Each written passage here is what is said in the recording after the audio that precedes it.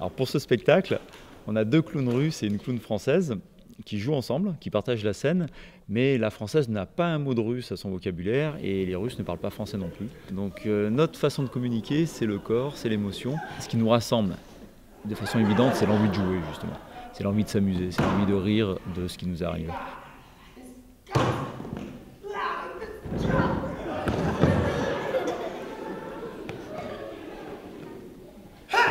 Un spectacle sur les relations humaines dans le cadre du travail et ces formes de pression qui s'exercent dans ce milieu particulier et les dépressions qui vont avec ces pressions-là.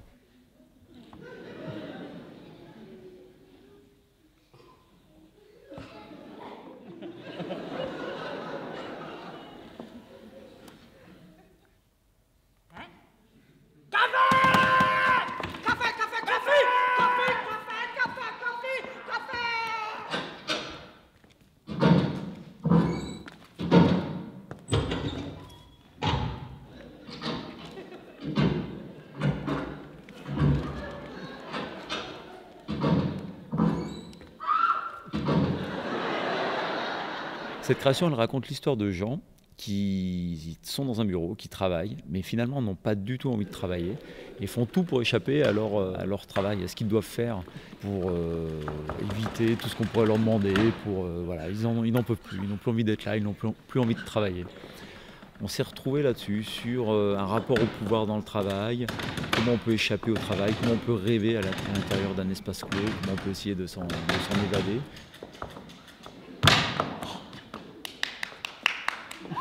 Et puis ils vont aller assez loin, c'est-à-dire qu'ils vont finir par même renverser les tables, transformer tout ça en train, ensuite partir à la mer. On ne sait jamais trop s'ils sont dans leur bureau et qu'ils jouent à être à la mer ou si réellement ils voyagent pour de vrai. Mais voilà, c'est l'histoire de gens qui ont envie de changer de vie peut-être, en tout cas de voyager.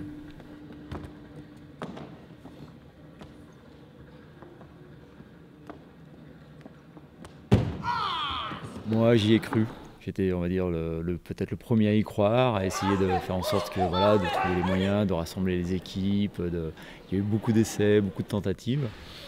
Et petit à petit, on a trouvé un rythme de travail. On a trouvé comment travailler entre nous, comment communiquer entre nous, jouer entre nous.